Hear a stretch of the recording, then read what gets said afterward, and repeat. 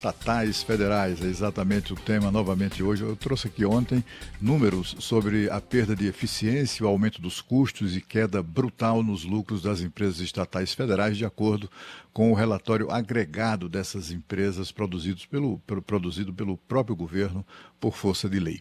Um exemplo dessa ineficiência está nos Correios.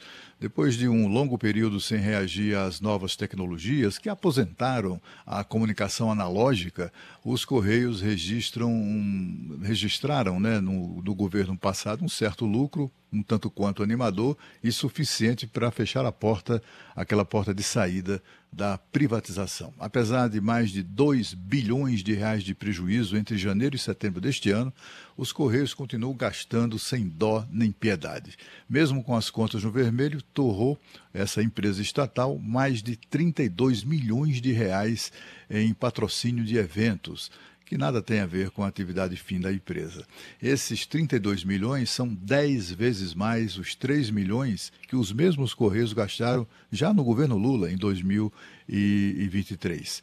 E esse valor, 32 milhões, corresponde a mais de 30 vezes o que os Correios gastaram em promoções do gênero, né, em patrocínio, entre os anos de 2019 e 2022. Este ano, somente aquele evento musical Lollapalooza consumiu dos Correios 6 milhões de reais em patrocínio.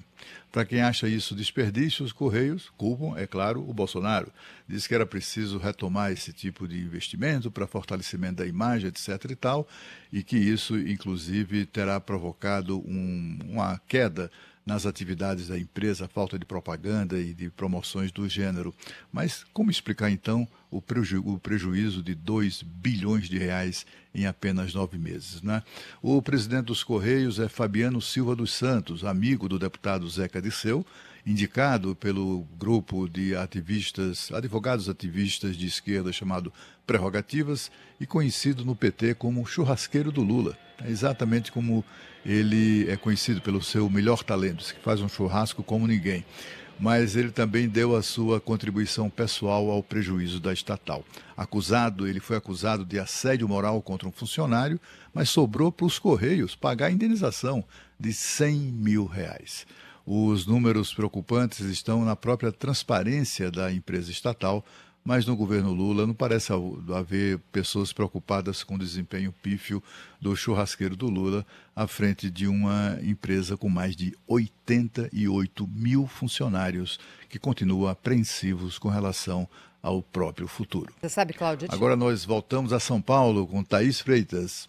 Pois aí, Cláudia, estava pensando aqui, né? É difícil a gente entender como uma empresa que atua nesse setor nesse momento tem prejuízo, porque os setores que vão tendo mais projeção e menos projeção vão mudando ao longo dos tempos, né?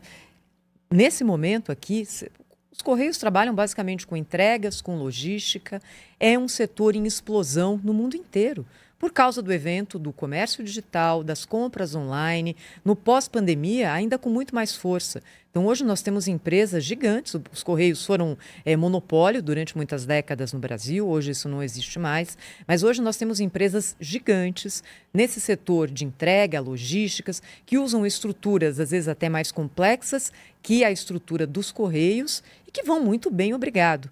Muita gente recorre a esse tipo de serviço e é um setor que cresce no mundo inteiro. Basicamente, quando a gente olha hoje os grandes, não só do setor de entregas, mas do comércio digital, é mais ou menos o que o Correio faz, não é? Aquela coisa de entregar cartinha não existe mais já há muito, muito, muito tempo. Então, para conseguir ir mal num setor como esse, que é tão promissor e que cresce, às vezes, a 2 dígitos por ano, é porque você tem que fazer muita coisa errada, né?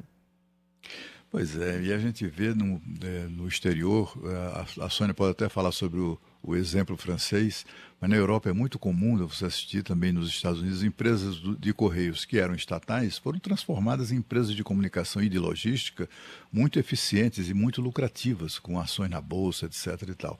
E enquanto isso, os Correios ficaram aqui patinando nesse atraso, num atraso permanente, e passou por períodos muito difíceis, desde os primeiros governos Lula, porque por razões ideológicas, a empresa foi aparelhada por sindicalistas, que podem ser até bons sindicalistas e boa atuação sindical, mas não são executivos de uma empresa do porte dos Correios, né? Estão falando, como eu disse, de uma empresa que hoje tem 88.500 funcionários. É muita gente, né, para tomar conta e para tocar um serviço que é cada vez menos demandado exatamente pela incapacidade dos seus gestores. Cláudio falou tudo, exatamente. Na Europa é um serviço muito importante, aqui na França ele é essencial e, infelizmente, a gente assiste no Brasil algo que não deveria acontecer. É uma tristeza, porque